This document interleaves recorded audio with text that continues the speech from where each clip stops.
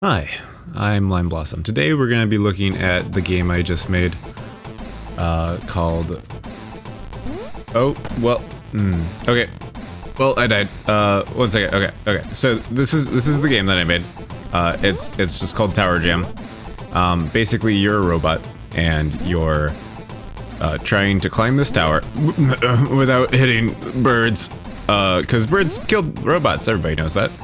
So these platforms are one way, which is cool. But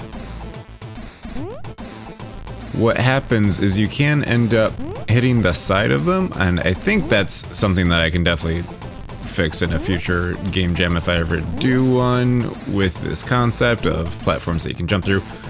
It's not a very rare concept, so I'm sure that I can. But let's take a look at the scripts that actually make up this game. So all of the scripts are very simple. The character here that we have, let's click on him. This bad boy right here. Nope, not the environment. Character dude. I was working with an artist and that's what he named him, so that's what we get. Character dude here, and he's got a box collider, of course, rigid body. These are things that you are required for basic collision detection. You always know this. And then I have the simple platformer script that I made. Okay, the simple platformer script. Let's take a look in here. That'll take a second for that to load up. Oh, or maybe it's going to be fast today. Well, let's take a look here. The simple platform scroll controller here. So we have some simple floats that we control, different speeds.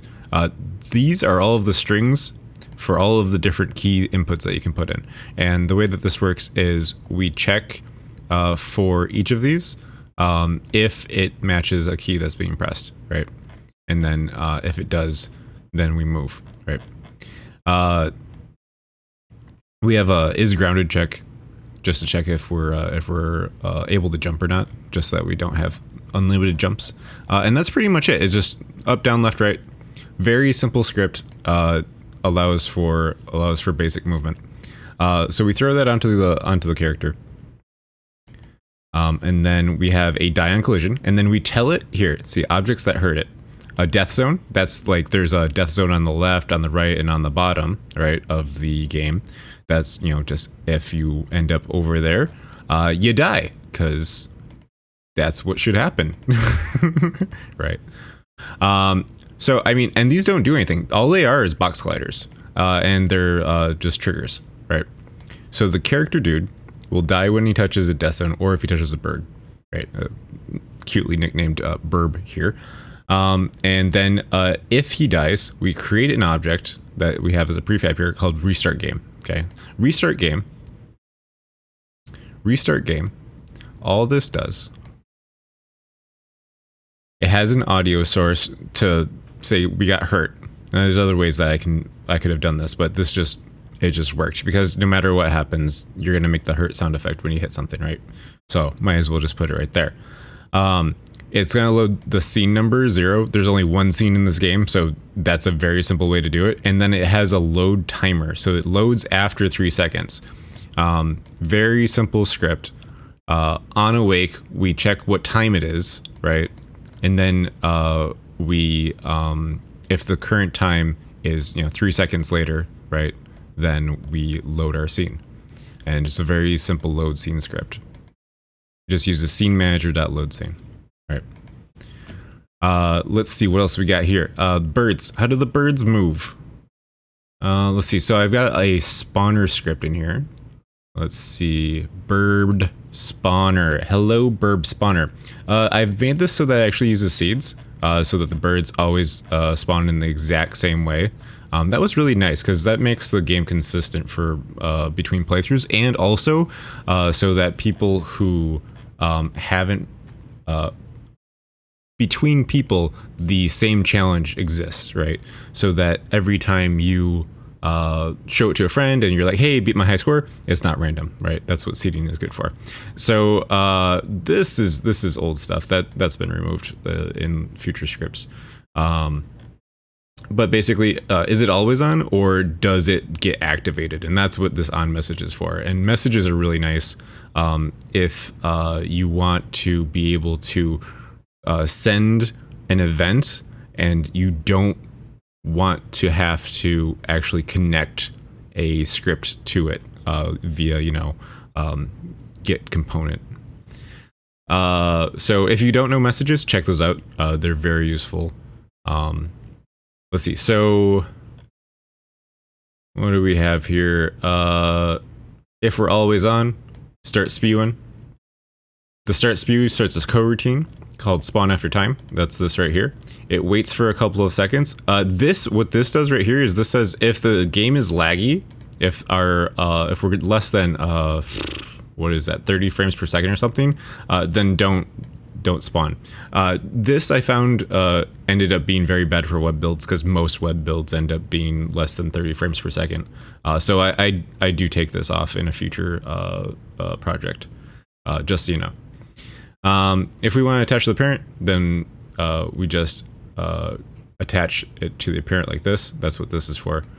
If we don't want it to, then we use the script instead. This could probably be yeah,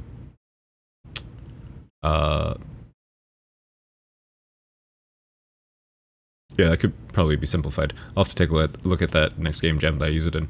The very nice colored things. This was just a last minute addition. It's just a circle and some triangles, but heck, it looks freaking good. I'll tell you what, just like add a little bit of context into your world with just some simple shapes. I mean, I made this game in 2 hours, so like this was a thing of beauty for me to just add the sun and mountains to the game. Absolutely loved that idea. Train generator. So this wall that comes out, it's the same spew script as the birds. So we have a tower wall generator, right, which generates the walls, and then we have 6 platform generators, which then do 1, 2, 3, 4, 5, 6. It's just like that. It does that in that pattern, back and forth, right? One of the things I would like to do is for the spew script to be able to pre-generate these objects, to basically say, hey, generate these objects now, and then let's get going. Because otherwise I have to pre-generate them, like I've done here. These are not created by the spew script, and I'd like for it to be able to do that. So that's something I'd like to do. Each of these platforms has a move down script, very simple move down script. Let's take a look at one. So this platform, as we can see, well, bam. It's got a box collider, and it's using the platform effector. That's how you get the jump throughable, right? That's how you can jump through the bottom. And then it has just a move at constant rate script. Okay. It should also have a die script, but it looks like it doesn't. I should definitely have this so that it dies after it gets to a certain point, or if maybe a certain amount of time has passed, so that we don't just clog up our game with an infinite amount of platforms. But that's about it. So very simple game. It took literally about 2 hours to make. I don't know how we just died there. What?